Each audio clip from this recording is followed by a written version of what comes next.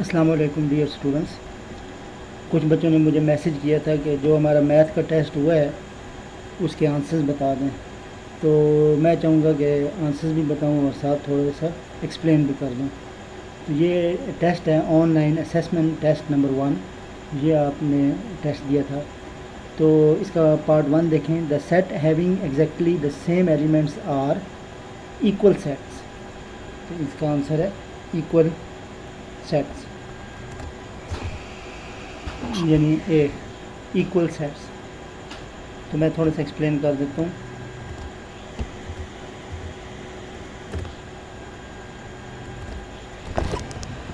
For example हमारे पास दो set हैं,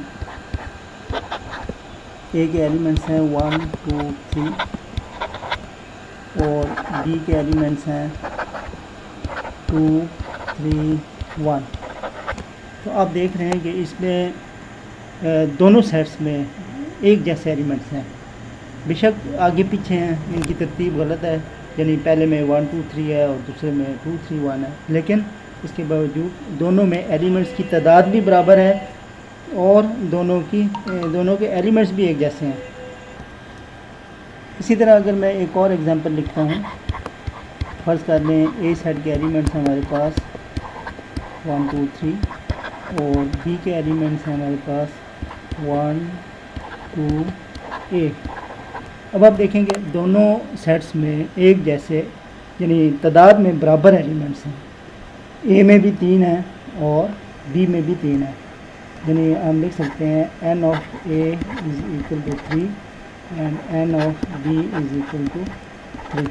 दोनों में 3 एलिमेंट्स हैं, लेकिन यहाँ पर इसके अंदर ए मुख्तलिफ है, यानी ए एलिमेंट ए सेट में नहीं है।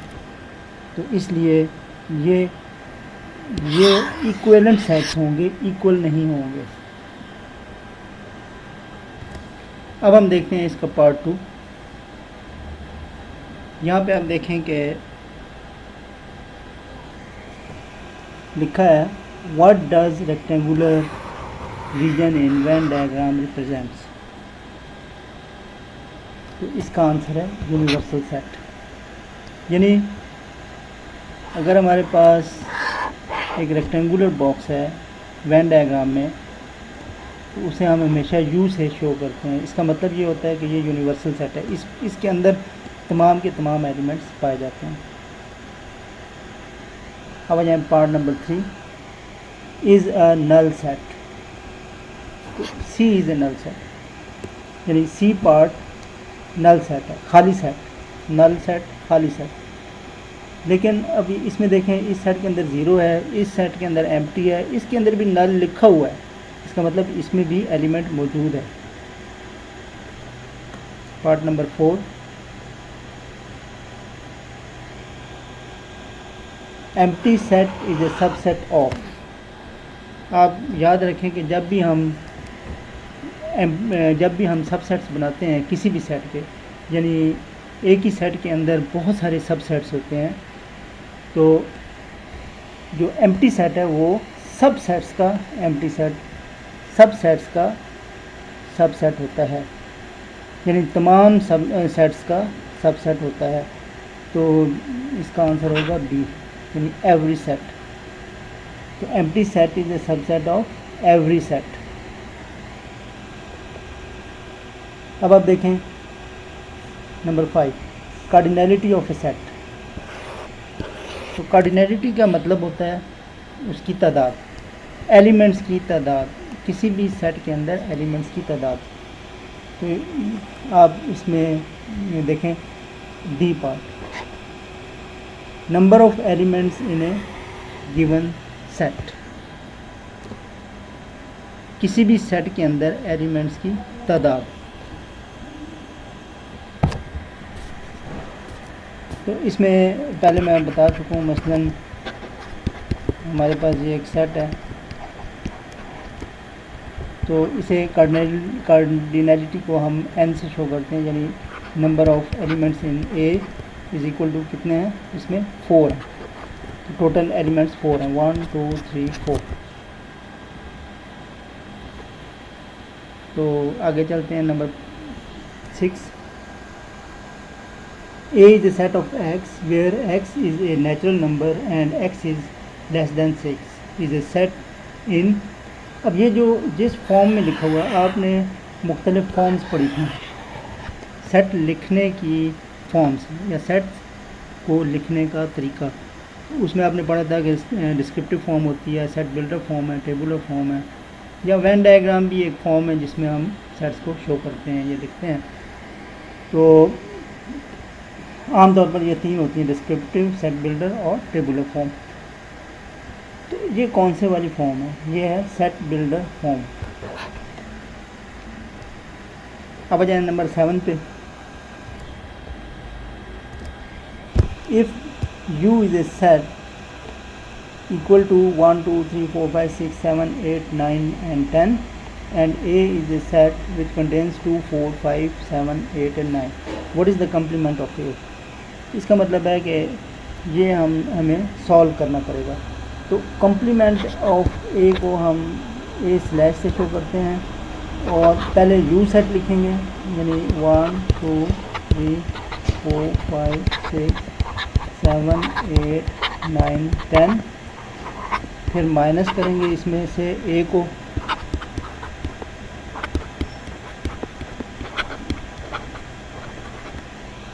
जो एलिमेंट्स एक जैसे हैं उन्हें आप कैंसिल कर दें। 2 4 5 2 4 5 7 8 9 7 8 9, जो यू के अंदर बाकी एलिमेंट्स हैं वो हम लिख लेंगे। ये एक कम्प्लीमेंट का आंसर है। अब आप एलिमेंट्स देख लें कौन कौन से हैं, 1 3 6 और 10। अब आप ऑप्शंस में देखें 1 3 6 10, मतलब है बी पार्ट इसका आंसर बनता है। अब आ जाते हैं पार्ट नंबर 8 पे। पार्ट नंबर 8 में है which of the following sets belong to the set of rational numbers. इनमें से कौन सा सेट रैशनल नंबर के अंदर भी होते हैं, कौन सा सेट इसमें ऐसा है जो रैशनल नंबर्स के सेट के अंदर मौजूद होता है। तो इसमें सारे ही होते हैं, यानी पॉजिटिव इंटीजर्स भी हैं और ज़ीरोज़ कॉमन फ्रैक्शंस भी हैं, नेगेटिव इंटीजर्स भी हैं। इसलिए इसका आंसर होगा डी, यानी all options A B C. अब आते हैं part number 9, which one is not a rational number. आपने पढ़ा है कि वो रैशनल नहीं होते जिनके डिनोमिनेटर ज़ीरो होते हैं, तो डी है, यानी इसके नीचे ज़ीरो है, इसलिए ये रैशनल नंबर नहीं है। बाकी सारे रैशनल नंबर हैं और जितने भी हमने ये पहले लिखे हैं, यानी 0/3 1/2 और 0/3, ये सारे के सारे रैशनल नंबर हैं। अब आ जाएँ पार्ट 10 पे। The standard form of 6/-8 is. तो इसमें स्टैंडर्ड फॉर्म भी बनती है, लेकिन कैसे? सबसे पहले आप सिंप्लीफाई करें, 2 3 2 4 है, ये हो जाएगा 3/-4। अब माइनस मैंने बताया हुआ था आपको कि माइनस जो है वो हमेशा न्यूमरेटर के साथ लगता है, तो आप इसको मल्टीप्लाई कर दें -1 से न्यूमरेटर को भी और डिनोमिनेटर को भी, दोनों को -1 से मल्टीप्लाई कर दें, ये आंसर आ जाएगा -3/4। -3/4 इसका आंसर है। Part number 11, choose the correct symbol to fill in the box. इसमें हमने लिखना है कि इक्वल है, ग्रेटर है, स्मॉलर है, कौन से वाली साइड इन दोनों में स्मॉलर है या ग्रेटर है। अगर आपने इस चैनल को सब्सक्राइब नहीं किया हुआ तो इसे सब्सक्राइब कर लें और बेल आइकन को ज़रूर प्रेस करें, ताकि जब भी मैं नई वीडियो अपलोड करूं तो वो उसका नोटिफिकेशन आपको पहुंच जाए। तो इसका तरीका आपको मैंने बताया हुआ है कि जो डिनोमिनेटर होते हैं, यानी 9 और 7, ये डिनोमिनेटर्स में है, इनका एलसीएम निकाल लेंगे। इनका एलसीएम बनता है 9 7 63। तो इसका मतलब, या फिर एक सिंपल मेथड है कि 7 को आप इस साइड पे मल्टीप्लाई करें और इस 9 को आप इस साइड पे मल्टीप्लाई कर दें।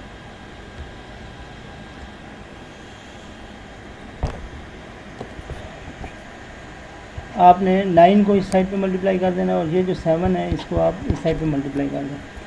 तो 7 4 ज़ा 28 और 9 3 ज़ा 27। अब आपको मालूम है कि जो क्योंकि दोनों के साथ माइनस का साइन है और -27 -28 से बड़ा नंबर होता है, ग्रेटर होता है, तो फिर हम साइन इस तरह लगाएंगे। इसका मतलब है बी आंसर इसका बनता है। Part number 12, when a number is added to its inverse the answer is 0, the property is called additive inverse. यानी किसी भी नंबर के अंदर अगर हम उसमें ऐड कर देते हैं इन्वर्स नंबर, यानी अगर ये +3 है तो इसमें -3 को ऐड कर देंगे तो आंसर 0 आता है। और इस खासियत को, इस प्रॉपर्टी को एडिटिव इन्वर्स कहते हैं। यानी उस किसी भी नंबर के उलट को हम उसके अंदर प्लस कर सकते हैं और इससे फिर आंसर 0 आता है। अब देख लेते हैं part number 13, which of the following fraction is greater than 5/7। तो इसमें हमने मालूम करना है कि 5/7 से कौन सा नंबर बड़ा है। तो बिल्कुल उसी तरह आप यानी जैसे पहले अगर हमने क्योंकि हमें मालूम है कि इसका आंसर बी है 8/9, तो हम इसके साथ सॉल्व करते हैं। आपको ए बी सी डी सारों के साथ सॉल्व करना पड़ेगा बारी बारी। तो 5/7 8/9, तो उसी तरह 9 और 7 के 63 आता था एलसीएम। तो या दोनों तरफ एलसीएम बनाएं या फिर आप 9 को इस साइड पे मल्टीप्लाई कर दें और इधर 7 से मल्टीप्लाई कर दें, ये 45 हो गया और ये 56 हो गया। इसका मतलब है कि देखें कि ये नंबर ज़्यादा है, तो फिर इसका मतलब है कि 8/9 5/7 से ज़्यादा है या बड़ा है।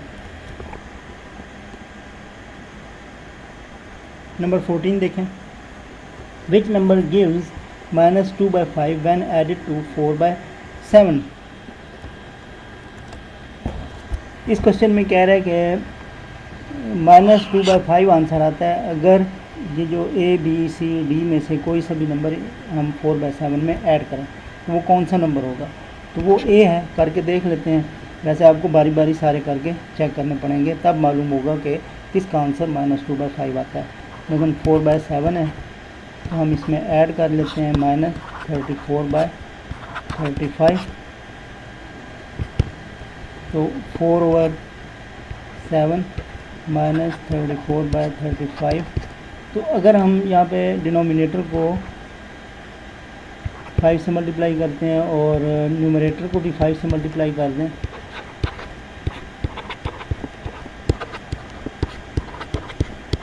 आप देखते हैं कि नीचे 35 है। आपको यहीं से पता चल जाता है क्योंकि डिनोमिनेटर 35 है, तो आप देखें यहाँ पे भी 35 है और किसी का भी 35 नहीं है। तो इस तरह हम अंदाज़ा भी लगा सकते हैं। लेकिन अगर हम मुकम्मल करना चाहें क्वेश्चन, तो 20 को माइनस कर दें 34 में से, तो आप देखते हैं कि इसमें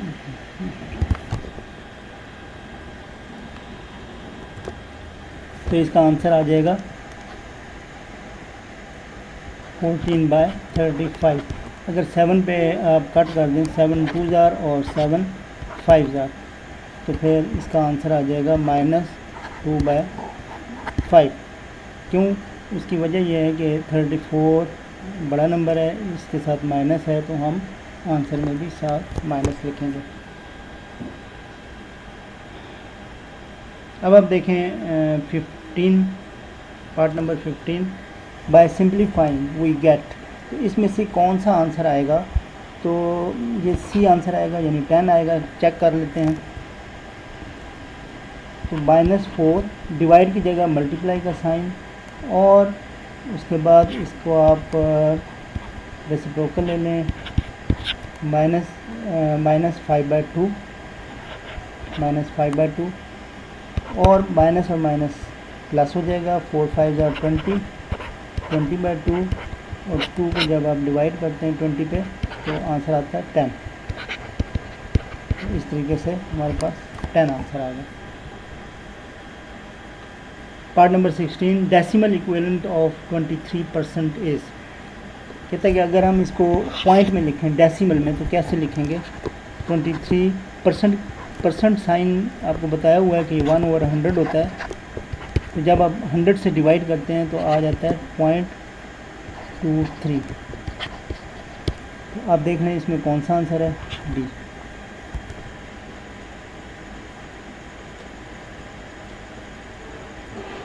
पार्ट नंबर 17 इसमें कहता है when is the longest division method used, कि हम डिवाइड कब करते हैं।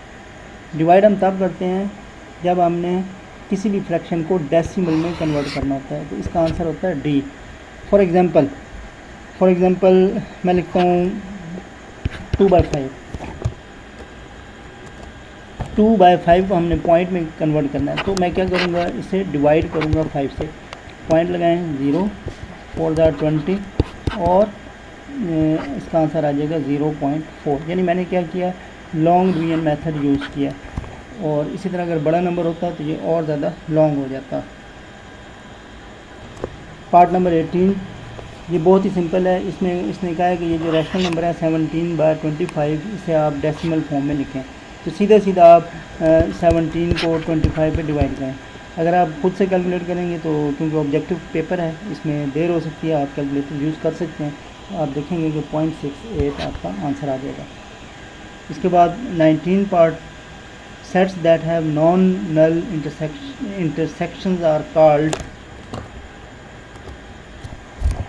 बाज़ बच्चों को शायद इसका मतलब ना समझ आ रहा हो। इसका मतलब ये है कि ऐसे दो सेट्स जिनके अंदर कोई ना कोई एलिमेंट्स कॉमन होते हैं, वो दोनों सेट्स आपस में क्या कहलाते हैं, उन्हें कहते हैं ओवरलैपिंग सेट्स। अब इसकी मैं एक एग्जांपल आपको बताता हूँ कि ओवरलैपिंग सेट्स कौन से होते हैं। मसलन हमारे पास एक ए सेट है 1 2 3 4 और हमारे पास बी सेट है 3 4 5 6। तो अब आप देखते हैं कि इसमें हमारे पास 3 भी कॉमन है और 4 भी कॉमन है। इसका मतलब है कि अगर हम इसका वेन डायग्राम बनाएं तो अगर ये ए सेट हो ये बी हो तो 3 और 4 कॉमन एलिमेंट्स होंगे, कॉमन जगह पे आएंगे, और बाकी 1 2 और यहाँ पे 5 और 6। तो ये ओवरलैपिंग सेट्स इन्हें कहते हैं। यानी दो ऐसे सेट्स जिनके अंदर कोई ना कोई एलिमेंट्स कॉमन होते हैं दोनों में, तो इन्हें हम ओवरलैपिंग सेट्स कहते हैं। इसी तरह डिसजॉइंट सेट्स। डिसजॉइंट सेट्स कौन से होते हैं?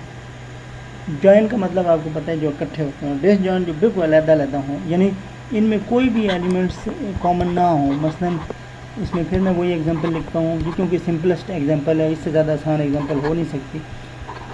तो a = 1 2 3 ये एलिमेंट्स हैं, और b में अगर मैं लिख देता हूँ 4 5 6। अब देखिए इनमें कोई भी एलिमेंट्स कॉमन नहीं है, तो हम इनको ओवरलैप नहीं करेंगे, अलग-अलग से इनकी डायग्राम्स बना सकते हैं। यानी ये ए सेट है, ये बी है। ए में एलिमेंट्स हैं 1 2 3 और बी में हैं 4 5 और 6। तो ये कौन से दो सेट्स हैं? 2 sets which have no common elements. इनमें कोई कॉमन एलिमेंट्स नहीं है और इन्हें कहते हैं डिसजॉइंट सेट्स। तो उम्मीद है आप सब बच्चों को इनके आंसर्स मालूम हो गए होंगे, और अब आप अपने पेपर के साथ मैच करके देख सकते हैं आपने गलती जो की है वो क्यों गलती की है, और कम से कम अब इनको आप सॉल्व करके देख लें।